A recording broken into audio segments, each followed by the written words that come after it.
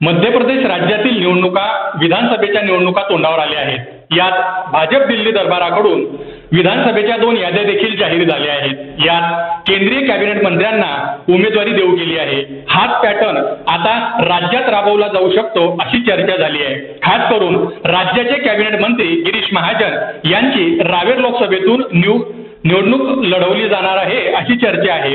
याच विषयावर पुढची 3 मिनिटं आपण बोलणार आहोत. तत्पूर्वी नमस्कार, मी पंकज पाटील, तुमचं बनाना परिसरच्या या व्हिडिओमध्ये स्वागत आहे. अशा नवनवीन बातम्या जाणून घेण्यासाठी तुम्ही जर आमचं चॅनल सबस्क्राईब केलं नसेल तर आताच सबस्क्राईब करा. जळगाव जिल्ह्यात लोकसभेचे 2 मतदारसंघ आहेत. गेल्या 30 वर्षांपासून हे दोन्ही मतदारसंघ भाजपचे बालेकिल्ले आहेत. या दोन्ही मतदारसंघात निवडणुकीचा 30 वर्षातील इतिहास पाहता विरोधी पक्षाचा उमेदवार कडवी लढत देऊ शकलेला नाही. गेल्या निवडणुकीत तर जळगाव लोकसभा मतदारसंघात भाजपने तत्कालीन खासदार ए.टी. पाटील यांच्याऐवजी माजी विधान परिषद सदस्य स्मिता वाघ यांना उमेदवारी जाहीर केली होती. त्यांनी उमेदवारी अर्ज भरल्यानंतरही ऐनवेळी आमदार उन्मेष पाटील यांना उमेदवारी दिली गेली. त्यावेळी भाजपमध्ये नाराजी असल्याचे दिसत होते. तर दुसरीकडे राष्ट्रवादी काँग्रेस आघाडीचे गुलाबराव देवकर उमेदवार होते. त्यांनी प्रचारही सुरू केला होता. त्यांना प्रतिसादही चांगला मिळत असल्याने ऐनवेळी उमेदवारी मिळालेले उन्मेष पाटील यांचा पराभव होणार असेच वाटत होते. मात्र प्रत्यक्षात निकाल उन्मेष पाटील हे लाखाच्या फरकाने निवडून आले. याचे कारण म्हणजे जिल्ह्यात भाजपचे केडर मजबूत आहे. अगदी रावेर लोकसभा मतदारसंघात ही स्थिती आहे.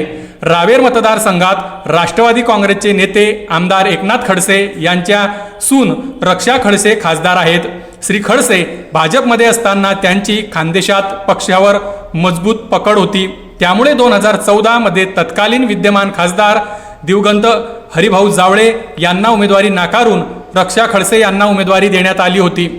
त्यात मोठ्या मताधिक्याने निवडूनही आल्या. त्यानंतर 2019 मध्येही त्या दुसऱ्यांदा मोठ्या मताधिक्याने निवडून आल्या.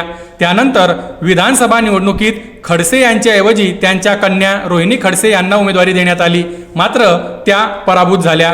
पुढे खडसे यांनी पक्ष सोडून राष्ट्रवादीत प्रवेश केला. तर रक्षा खडसे या भाजपमध्येच राहिल्या.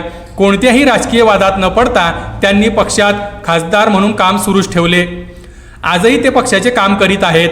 त्यांचा जनसंपर्क सुरू आहे. सासरे राष्ट्रवादीत असले तरीही त्यांनी कधीही भाजप विरोधात काम केल्याची एकही तक्रार नाही. शिवाय त्यांच्याबाबत पक्षातही नाराजी नाही. असे असताना केवळ सासरे राष्ट्रवादीत असल्याने त्यांना भाजपची उमेदवारी मिळणार नाही असे सांगितले जात आहे. दुसरीकडे आगामी लोकसभा निवडणुकीत राष्ट्रवादी काँग्रेसकडून एकनाथ खडसे यांना उमेदवारी देण्याची चर्चा सुरू आहे.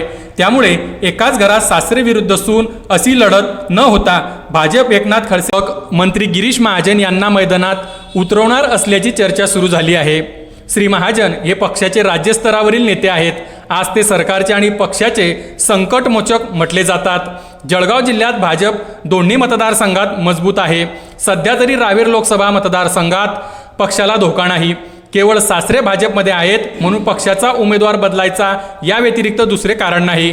मग अशा मजबूत स्थितीत पक्ष थेट महाजन यांच्यासारखा हुकमी पत्ता या ठिकाणी डावाला लावणार नाही. शिवाय रावेर लोकसभा मतदारसंघ हा लेवा पाटील बहुल मतदारसंघ आहे. या समाजाचे एकमेव खासदार याच मतदारसंघातून निवडून जातात.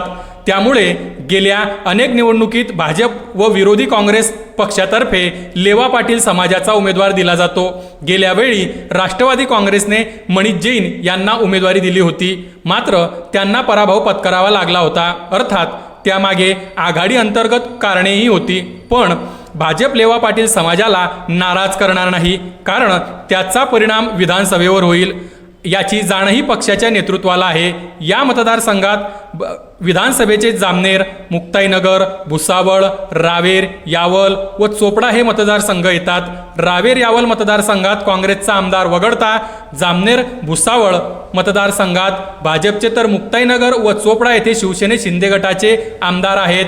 त्यामुळे आज तरी भाजपाची ताकद मोठी असून भाजपने पुन्हा रक्षा खडसे यांना उमेदवारी दिल्यास त्याचा पराभव होईल अशी स्थिती नाही. त्यांचा जनसंपर्कही दांडगा आहे. तरीही भाजपला उमेदवार बदलायचा असल्यास तर माजी खासदार हरिभाऊ जावळे यांचे पुत्र अमोल जावळे यांना पक्षाने रावेर लोकसभा क्षेत्र जिल्हाध्यक्षपद दिले आहे. त्याचीही तयारी सुरू आहे.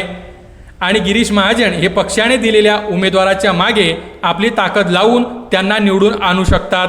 शिवाय खानदेशातील 4 लोकसभा जागांसाठी पक्षाला त्याचा फायदा होऊ शकतो. त्यामुळे गरज नसताना पक्ष त्यांना उमेदवारी देऊन मतदारसंघात अडकवण्याचा निर्णय घेणार नाही असे सध्या तरी दिसत आहे. अर्थात महाजन यांनी पक्षात आपल्या लोकसभा उमेदवाराची चर्चा नसल्याचे सांगितले आहे. मात्र राजकारणात फुलस्टॉप कधीही नसतो हे मात्र नक्की.